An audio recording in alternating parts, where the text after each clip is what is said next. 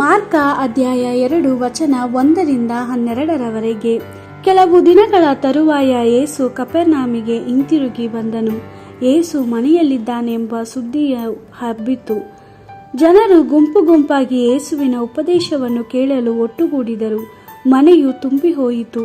ಅಲ್ಲಿ ನಿಲ್ಲಲು ಹೊರಗಡೆಯಲ್ಲಿಯೂ ಸ್ಥಳವಿರಲಿಲ್ಲ. ಯೇಸು ಉಪದೇಶಿಸುತ್ತಿದ್ದನು. ಕೆಲವು ಜನರು ಒಬ್ಬ ಪಾರ್ಶ್ವವಾಯು ರೋಗಿಯನ್ನು ಆತನ ಬಳಿಗೆ ತಂದರು. ಅವನು 4 ಮಂದಿ ಹೊತ್ತುಕೊಂಡಿದ್ದರು. ಮನೆಯು ಜನರಿಂದ ತುಂಬಿ ಹೋಗಿದ್ದರಿಂದ ಅವರು ಅವನನ್ನು ಯೇಸುವಿನ ಬಳಿಗೆ ತರಲಾಗಲಿಲ್ಲ.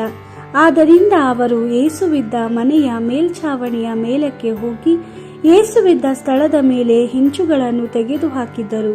ಹೀಗೆ ಅಲ್ಲಿ ಒಂದು ದ್ವಾರವನ್ನು ಮಾಡಿ ರೋಗಿಯನ್ನು ಹಾಸಿಗೆಯ ಸಮೇತ ಕೆಳಗಿಳಿಸಿದರು. ಈ ಜನರ ದೊಡ್ಡ ನಂಬಿಕೆಯನ್ನು ಕಂಡ ಯೇಸು ರೋಗಿಗೆ, ಯುವಕನೇ, ನಿನ್ನ ಪಾಪಗಳು ಕ್ಷಮಿಸಲ್ಪಟ್ಟಿವೆ ಎಂದು ಹೇಳಿದನು.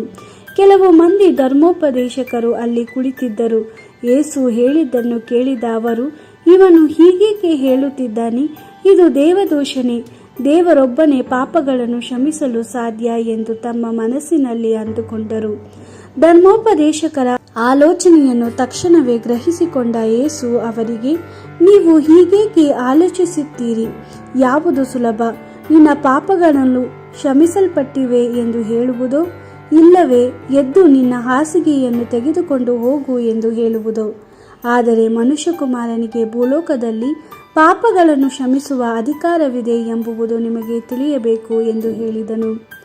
ಬಳಿಕ ಯೇಸು ರೋಗಿಗೆ, ನಾನು ನಿನಗೆ ಹೇಳುತ್ತಿದ್ದೇನೆ, ಎದ್ದು ನಿನ್ನ ಹಾಸಿಗೆಯನ್ನು ತೆಗೆದುಕೊಂಡು ಮನೆಗೆ ಹೋಗು ಎಂದನು. ಆ ಕೂಡಲೇ ರೋಗಿಯು ಎದ್ದು ನಿಂತು ತನ್ನ ಹಾಸಿಗೆಯನ್ನು ತೆಗೆದುಕೊಂಡು ಅಲ್ಲಿಂದ ಹೊರಗೆ ಹೋದನು. ಇದನ್ನು ಕಂಡ ಆ ಜನರೆಲ್ಲರೂ ಆಶ್ಚರ್ಯಚಕಿತರಾಗಿ, ನಾವು ಹಿಂದೆಂದೂ ಇಂಥ ಸಂಗತಿಯನ್ನು ನೋಡಿಯೇ ಇಲ್ಲ ಎಂದು ಹೇಳಿ ದೇವರನ್ನು ಕೊಂಡಾಡಿದರು. ದೇವರ ವಾಕ್ಯವಿದು. ದೇವರಿಗೆ ಕೃತಜ್ಞತೆ ಸಲ್ಲಲಿ.